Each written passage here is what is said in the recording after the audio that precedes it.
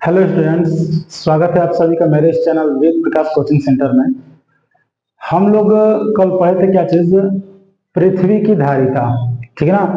एक ऐसे भी पढ़े थे कि पृथ्वी की धारिता कल निकाला गया था जिसका मान कितना आया था, अनंत आया था। और सुनना, और एक निकाला था हम लोग पृथ्वी की धारिता, जब उसको हमने क्या माना था, गोलीय चालक के रूप में माना था।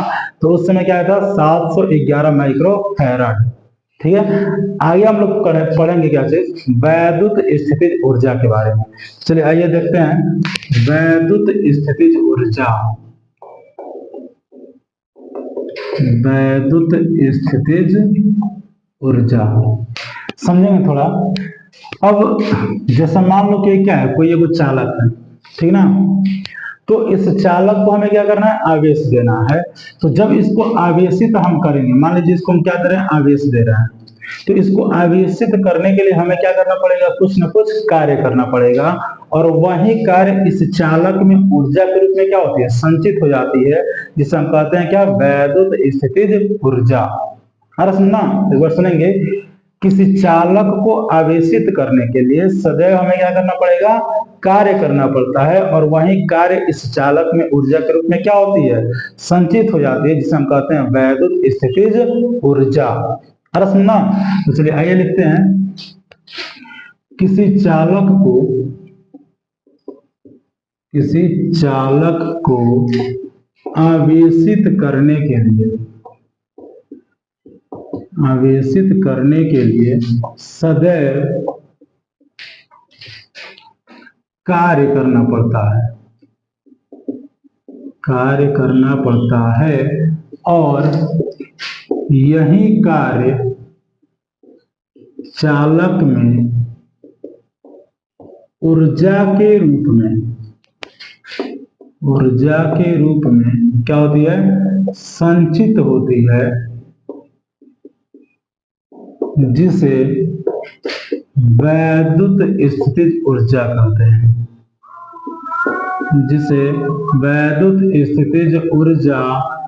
कहते हैं। ठीक है। इसे U से प्रदर्शित करते हैं, जैसा कि पिछले चैप्टर में भी हम लोग पढ़े थे, U से प्रदर्शित करते हैं। अच्छा, ये एक प्रकार की ऊर्जा है। ऊर्जा का मतलब हम आपको बता चुके हैं क्या होता है, जूल या अर्ग। यहाँ पे लिख सकते हैं कि इसका मात्रक क्या होगा, जूल। और जूल किस पद्धति में होता है, तो याद रखिएगा MKS पद्धति में होता है। और एक और होता है क्या चीज, अर्ग, जो होता है किसमें, CGS पद्धति में होता है। और सुनना, चलिए अब इसके सूत्र का हम क्या करेंगे, निगमन करेंगे। यहाँ पे लिख लीजिएगा सूत्र का निगमन।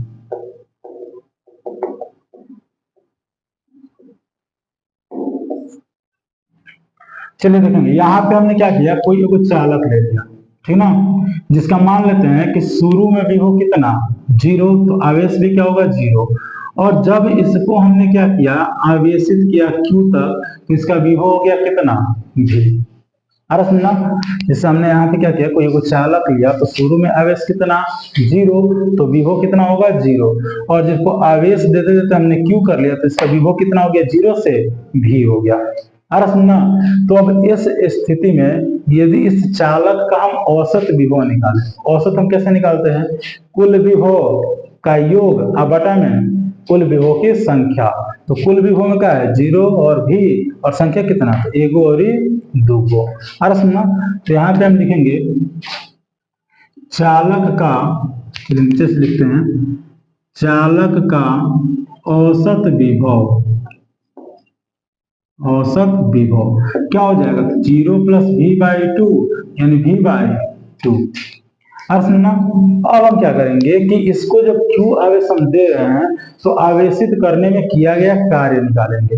और सुनना, तो अब यहाँ पे हम लिखेंगे क्या, कि चालक को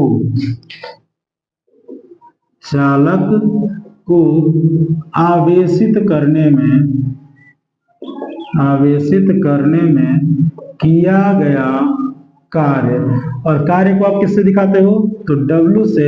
और W बराबर होता है V/Q। और यहाँ पे जो विभव है वो कितना है आपका, तो बटा में 2। या फिर चलिए आगे लिख लेते हैं हम लोग, तो W = हो जाएगा V/2 × क्यू, या इसको हम लिख सकते हैं 1/2 क्यू भी। अरे सुनना, और यही कार्य इस चालक में क्या होगा, ऊर्जा के रूप में संचित होता है, जिसे हम कहते हैं क्या, वैद्युत स्थितिज ऊर्जा। तो यहाँ पे लिखेंगे हम लोग यही कार्य चालक में ऊर्जा के रूप में क्या होती है, संचित होती है। ठीक है, जिसे हम क्या कहते हैं, वैद्युत स्थितिज ऊर्जा। और ऊर्जा को हम दिखाते हैं किससे, U से, और U बराबर ये हो गया 1/2 क्यू भी। अरे सुनना, चलिए कुछ और भी हम लोग सूत्र इसका निगमन करेंगे। आप लोग पढ़े हो क्या, चूंकि V बराबर, ये देखिए हम लोग पढ़े थे Q बराबर क्या चीज, CV। तो यहाँ से यदि हम V का मान निकालें तो ये क्या होगा, Q बाई C। तो यहाँ पे V का मान हो गया Q बाई C, और इस V का मान यदि इसमें हम रख दें तो U इज इक्वल टू होगा 1/2, यहाँ पे Q है, ये है, फिर इस V के जगह पे हमें रखना है क्या, Q बाई C। तो U is equal to 1/2 Q square by क्या चीज, C। अरे सुनना, तो ये आपका हो गया एक और वैद्युत स्थितिज ऊर्जा का सूत्र। ठीक है, अच्छा एक और निकालेंगे हम लोग। यदि इसी फार्मूला में Q का मान हम रख दे क्या चीज, CV। क्योंकि आप लोग जानते हो कि Q इज इक्वल टू क्या होता है, CV। तो यहाँ पे यदि हम मान रखें तो U इज इक्वल टू 1/2, और Q के जगह पे रखना है CV, और एक पहले से ही क्या है, V है। अरे सुनना, तो यहाँ पे U बराबर क्या होगा, 1/2 C, और ये क्या होगा, V स्क्वायर। तो ये भी आपका क्या हो गया, स्थितिज ऊर्जा का फार्मूला हो गया। ठीक है, चलिए नोट कर, इसी सूत्र का हम थोड़ा दूसरे प्रकार से निगमन करेंगे। ठीक है ना, सेकेंड मेथड लिख दे रहे हैं आपके, सेकेंड मेथड, यानी दूसरे प्रकार से इसको थोड़ा सिद्ध करेंगे हम लोग। अब मान लीजिए कि यदि हम आवेश सूक्ष्म दे रहे हैं, ठीक ना, तो हमें कार्य भी क्या करना पड़ेगा, सूक्ष्म करना पड़ेगा, यानी कम करना पड़ेगा। तो उसके हिसाब से देखिए, तो फार्मूला हम लोग का बनेगा क्या, dW is equal to V into dQ। अरे सुनना, अब मान लीजिए कि जो आवेश है, शुरू में आवेश कितना माना गया था, 0, बाद में कितना माना गया था, Q। तो जब शुरू में आवेश 0 होगा तो कार्य भी क्या होगा, 0 होगा। और जब हमने Q आवेश दिया, यानी कुल आवेश दे दिया, तो कार्य वहां पे हम क्या मानेंगे, W, यानी किया गया कार्य W मानेंगे। तो यहाँ पे अब हम क्या करेंगे, देखेंगे, चालक को 0 से Q आवेश देने में किया गया कार्य क्या हो, W। अरे सुनना, यानी कि शुरू में जब 0 था तो कार्य 0, और जब Q आवेश दे दिया गया तो कार्य कितना, W। अरे सुनना, तो अब यहाँ पे हम करेंगे क्या, समझिएगा, यहाँ पे अब इसका कुल के लिए हम क्या करते हैं, समाकलन करेंगे। अरे सुनो, तो इसका हम करेंगे समाकलन, यानी देखिए dW, यहाँ 0 टू W, और यहाँ क्या है V इंटू dQ, और यहाँ पे शुरू में आवेश 0 और बाद में कितना हो गया, Q। अब इस V को भी हम क्या करेंगे, Q के रूप में चेंज करेंगे। तो आपको पता है कि V बराबर होता है Q बाई C। तो यहाँ पे देखिए, कुछ नहीं तो क्या मानेंगे हम लोग, 1 मानेंगे, और 1 का समाकलन हम जिसके सापेक्ष करते हैं, ये हो गया 0 टू W। और यदि यहाँ पे हम इस V का मान रखें तो ये क्या है, Q बाई C, और यहाँ पर dQ। अब देखिए, Q का हमें करना है समाकलन, बाकी सबको हम कहाँ करेंगे, बाहर करेंगे। यहाँ समझिए, पहले अपर लिमिट रख लीजिए, तो W की जगह पे W ही रखना है, फिर लोअर लिमिट क्या रखना है, 0। यहाँ पे 1/c को हमने कर लिया क्या चीज, बाहर, और यहाँ पे बचेगा क्या, 0 टू Q, और Q इंटू dQ। अब समझिए, इस पर कुछ घात नहीं तो हम क्या मानेंगे, 1 मानेंगे। और जब समाकलन करते समय हम करते क्या है कि घात में 1 जोड़ते हैं, और उसी को कहाँ लिखा जाता है, नीचे लिखेंगे हम लोग। अरे सुनना, तो यहाँ पे क्या होगा, देखिए W में से 0 घटाएंगे तो W, ये 1/c, चलिए घात में 1 जोड़िए, और यही घात नीचे, यानी इसको हम लिख सकते हैं क्या चीज, 1/2 Q स्क्वायर बाई C। अरे समझे, और यही कार्य उस चालक में क्या होगा, ऊर्जा के रूप में संचित हो जाता है, जिसे वैद्युत स्थितिज ऊर्जा कहते हैं। तो यहाँ पे लिखेंगे यही कार्य चालक में ऊर्जा के रूप में क्या होगा, संचित होता है। ठीक है, अब संचित होगा तो इसे किससे दिखाएंगे, यू से। और कितना आया है, तो 1/2 क्यू स्क्वायर बाई सी। समझना। अब यदि यहाँ पे हम q का मान रख दे कितना, c भी, तो उस स्थिति में क्या होगा, u बराबर 1/2 ये होगा c square v square upon c। तो c से एगो c खत्म, तो u बराबर 1/2 हो गया क्या चीज, c v स्क्वायर। और ये भी आपका वैद्युत स्थिति ऊर्जा का क्या है, सूत्र है। समझे। अब यहाँ पे थोड़ा एक और काम किया जाए। यदि यहाँ पे हम v का मान रखें, तो v का मान रखने पे हमें क्या मिलेगा, समझिए। v बराबर क्या होता है, q बाई सी। तो जब v का मान रखेंगे तो यही आपका मान निकल जाएगा। इससे बढ़िया आप थोड़ा c का ही मान रख लीजिए। तो c बराबर यहाँ से क्या होगा, q बाई v। समझना। थोड़ा यहाँ पे रख लेते हैं हम लोग। तो u इज इक्वल टू 1/2 और यहाँ पे होगा q by v into v। समझना। यहाँ पे स्क्वायर पे स्क्वायर लगा लेंगे, तो एगो भी से एगो भी खत्म, तो u बराबर 1/2 क्यू भी। और ये भी आपका क्या है, वैद्युत स्थितिज ऊर्जा का सूत्र है। चलिए नोट कर लीजिएगा। देखते हैं अगले, संधारित्र। संधारित्र होता क्या है, तो समझिए संधारित्र होता क्या है। ये एक प्रकार का क्या होता है, समायोजन होता है ना, जो अपने भीतर क्या करता है, आवेशों का संचय करता है। ना, जो आवेशों का संचय करेगा वही क्या कहलाता है, संधारित्र कहलाता है। तो हम यहाँ पे लिखेंगे क्या, कि एक ऐसा समायोजन, एक ऐसा समायोजन जो अपने भीतर आवेशों का संचय करता है। संचय करने का मतलब क्या, इकट्ठा करता है ना, संचय करता है। क्या कहलाता है, समायोजन, सॉरी क्या कहलाता है, संधारित्र कहलाता है।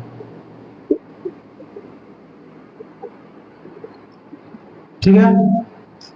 या फिर एक और इसका परिभाषा देखेंगे, संधारित्र क्या होता है, कि एक ऐसा समायोजन जो आयतन बढ़ाए बिना उसकी धारिता को क्या करे, बढ़ाता है, उसे हम क्या कहते हैं, संधारित्र कहते हैं। अरे सुनना, जैसे मान लीजिए कोई चालक है, तो उसका हमें आयतन नहीं बढ़ाना है, लेकिन उसकी धारिता को हमें क्या करना है, बढ़ाना है।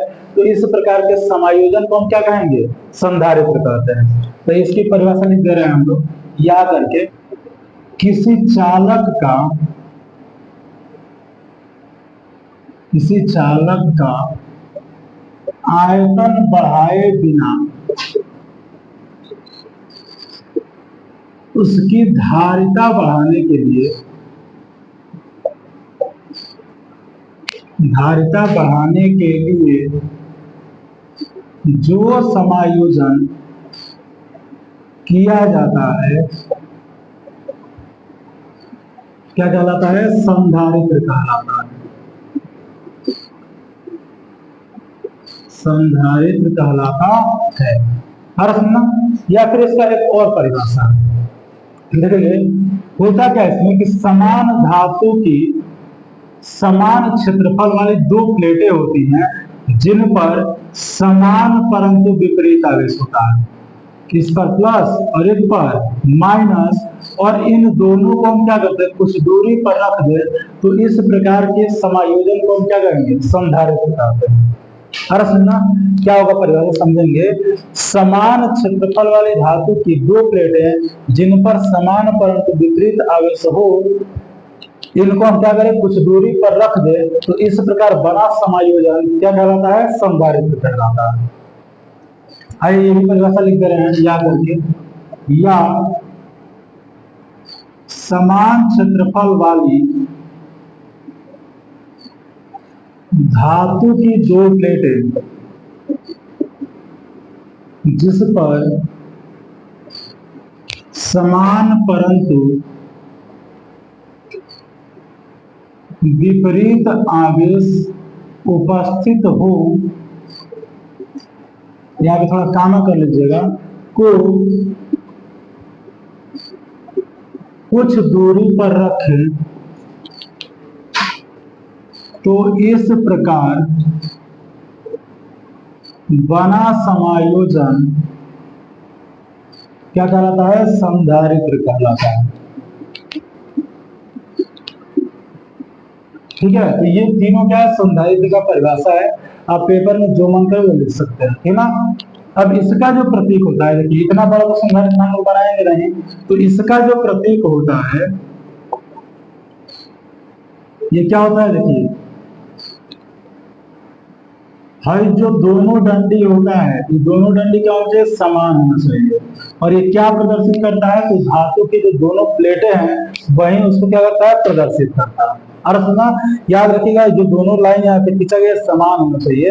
यदि बड़ा छोटा करेंगे तो किसका प्रतीक हो जाता है? बैटरी का हो जाएगा। और सुनना, इसको थोड़ा ध्यान दीजिएगा। तो ये हो गया क्या? संधारित्र के बारे में थोड़ा नोट करेंगे इसको। चलिए अगले दिन देखेंगे हम लोग कि संधारित्र के प्लेटों के बीच वैद्युत क्षेत्र और विभव की गणना करेंगे। और सुनना, ध्यान दीजिएगा, हेडिंग देंगे हम लोग क्या चाहिए? संधारित्र के प्लेटों के बीच वैद्युत क्षेत्र व विभव।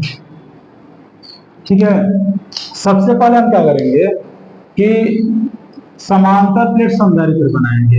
ये होता क्या? अभी समझाया गया आपको कि समान क्षेत्रफल वाली धातु की दो प्लेट होती हैं जिन पर समान परंतु विपरीत आवेश होता है, और इनको हम क्या करते हैं? कुछ दूरी पर रख देते हैं। तो इस प्रकार बड़ा समायोजन क्या कहलाता है? संधारित्र कहलाता है।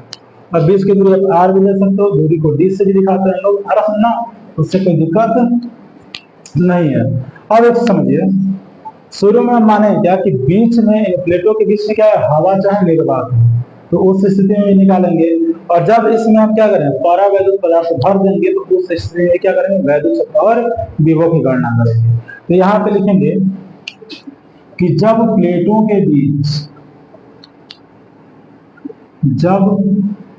के बीच क्या हो? हवा। अरे सुनना, तो आप लोग गॉस के अनुप्रयोग में पढ़े हैं कि जब समान क्षेत्रफल वाली धातु की दो प्लेटें होंगी, दो चादर होंगी, अरे सुनना, और उन पर विपरीत आवेश होगा तो उनके बीच आप वैद्युत क्षेत्र निकाले थे। अरे सुनना, समझेंगे, फिर यहाँ पे समझा भी दे रहे हैं हम आप लोगों को। देखिए यदि हमें बीच में देखना है तो इस प्लेट के कारण वैद्युत क्षेत्र की दिशा किधर होगा? प्लस आवेश से दूर। और चूंकि माइनस है तो माइनस के कारण किधर होता है? माइनस की ओर होता है। और एक प्लेट के कारण हम बताए थे आप लोगों को वैद्युत क्षेत्र कितना? तो सिग्मा बाय 2 एप्सिलॉन नॉट। और यहाँ पे दो प्लेट है तो यहाँ पे सिग्मा बाय 2 एप्सिलॉन नॉट, यानी ये हो जाएगा सिग्मा बाय क्या चीज? Epsilon not. अरे सुनना, और सिग्मा का फॉर्मूला हम बता चुके हैं, सिग्मा बराबर होता है क्या चीज? क्यू बाई ए, और यहाँ पे हो गया एप्सिलॉन नॉट। तो ये आपका होगा क्या चीज? वैद्युत क्षेत्र।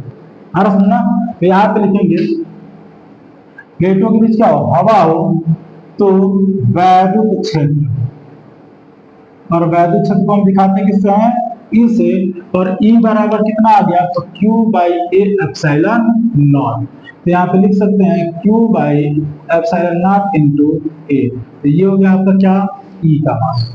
अर्थ में, अब हमें क्या निकालना है? तो विभव निकालना है। अर्थ में यहाँ पे लिखेंगे प्लेटों के बीच विभव, और विभव को किससे दिखाते हैं? V से। और V बराबर यहाँ पे होगा क्या? A into R। अब ये फॉर्मूला कहाँ से मिला? यहाँ पे थोड़ा समझ लीजिएगा बगल में। V बराबर हमने लिखा है क्या चीज? A इंटू R, और E का जो फार्मूला होता है वो होता है 1/4 pi epsilon naught into Q by R square, और यहाँ पे दिया गया है R, तो R से R खत्म, तो ये हो गया 1/4 pi epsilon naught into Q by R, जो किसका फार्मूला होता है? V का। इसलिए हमने यहाँ पे क्या लिख दिया? V बराबर A इंटू R, और E का मान आप यहाँ पे निकाल चुके हो, तो ये हो जाएगा Q by epsilon not A into R, या V बराबर लिख सकते हैं Q R by epsilon not a. तो ये हो गया क्या चीज? विभव का मान। अब मान लीजिए इसमें हमने क्या किया, अगर परावैद्युत पदार्थ भर दिया, यानी कि कोई माध्यम भर दिया। अरे सुनना, तो यहां पे लिखेंगे जब प्लेटों के बीच परावैद्युत पदार्थ भरा, तो परावैद्युत पदार्थ है क्या, परावैद्युत पदार्थ के से दिखाते हैं उसको हम लोग। तो उस स्थिति में जो वैद्युत क्षेत्र होगा, अरे सुनना, E इज इक्वल टू, आपको बताया गया था कि के कहां लगाते हैं, हमेशा एप्सिलॉन नॉट के साथ, ये हो जाएगा एप्सिलॉन नॉट के ए। अरे सुनना, अब इस स्थिति में प्लेटों के बीच का विभव, प्लेटों के बीच का विभव, तो ये होता है क्या, V बराबर E इंटू आर, और E का मान आप लोग देख चुके हैं, Q बाई एप्सिलॉन नॉट के ए इंटू आर। तो यहाँ पे क्या होगा, विभव निकाल रहे हैं हम लोग, तो V बराबर हो जाएगा Q R by epsilon not के ए, ये हो गया आपका क्या चीज, विभव। ठीक है, नोट कर लीजिएगा इसको। अगले आइटम देखेंगे हम लोग, समांतर प्लेट संधारित्र क्या होता है। यहाँ पे लिखेंगे हम लोग समांतर प्लेट संधारित्र। अभी हम लोग पढ़े जैसे संधारित्र की परिभाषा, ठीक है ना, तो उसमें जो तीसरा परिभाषा हम लोग पढ़े थे, वह परिभाषा सेम टू सेम क्या है, समांतर प्लेट संधारित्र का है। तो उसमें हम लोग क्या लिखे थे कि समान क्षेत्रफल वाली धातु की दो प्लेटें जिन पर समान परंतु विपरीत आवेश होते हैं, और उन दोनों प्लेटों को हम क्या करते हैं, कुछ दूरी पर रखते हैं, तो इस प्रकार जो समायोजन बनता है उसी समायोजन को हम क्या कहते हैं, समांतर प्लेट संधारित्र कहते हैं। अरे सुनना, तो हम यहाँ पे लिखेंगे क्या, समझेंगे, समान क्षेत्रफल वाली धातु की दो प्लेटें जिन पर समान परंतु विपरीत आवेश उपस्थित हो, काम कर लीजिएगा, को कुछ दूरी पर रखें, तो इस प्रकार बना समायोजन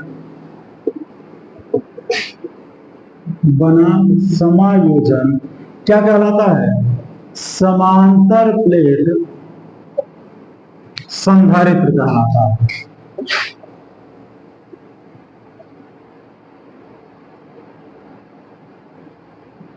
ठीक है, जैसे फिगर भी आप लोग को बताई दिया गया है, क्या होता है, मान लीजिए धातु की दो प्लेटें हैं जिन पर क्या समान परंतु विपरीत आवेश रखा गया है, और इनको कुछ दूरी, यानी दूरी आप डी भी मान सकते हो, आर भी मान सकते हो, अरे ना पे रखा जाता है। तो इस प्रकार बना समायोजन क्या कहलाता है, समांतर प्लेट संधारित्र कहलाता है। अरे सुनना, अब हम करेंगे क्या कि इन प्लेटों के बीच की हम धारिता ज्ञात करेंगे। अरे सुनना, तो यहाँ पे एक छोटा सा हेडिंग देंगे हम लोग, क्या चीज, समांतर प्लेट संधारित्र की धारिता, ठीक ना, और इस हेडिंग को थोड़ा आप लोग VI में कर लीजिएगा। ठीक है, चलिए आइए आगे देखते हैं हम लोग। सबसे पहले हम क्या करेंगे कि इन प्लेटों के बीच हम वैद्युत क्षेत्र निकालेंगे, और जब वैद्युत क्षेत्र निकलेगा तो वैद्युत विभव निकालेंगे, और जब विभव निकलेगा तो आप पढ़े वो C बराबर क्या होता है, Q बाई V, और उस फार्मूला में रख के हम क्या करेंगे, इसकी धारिता निकाल लेंगे। तो यहाँ पे लिखेंगे हम लोग सबसे पहले कि प्लेटों के बीच क्या चीज, वैद्युत क्षेत्र। तो E बराबर आप लोग पढ़ लिए Q by epsilon naught into A.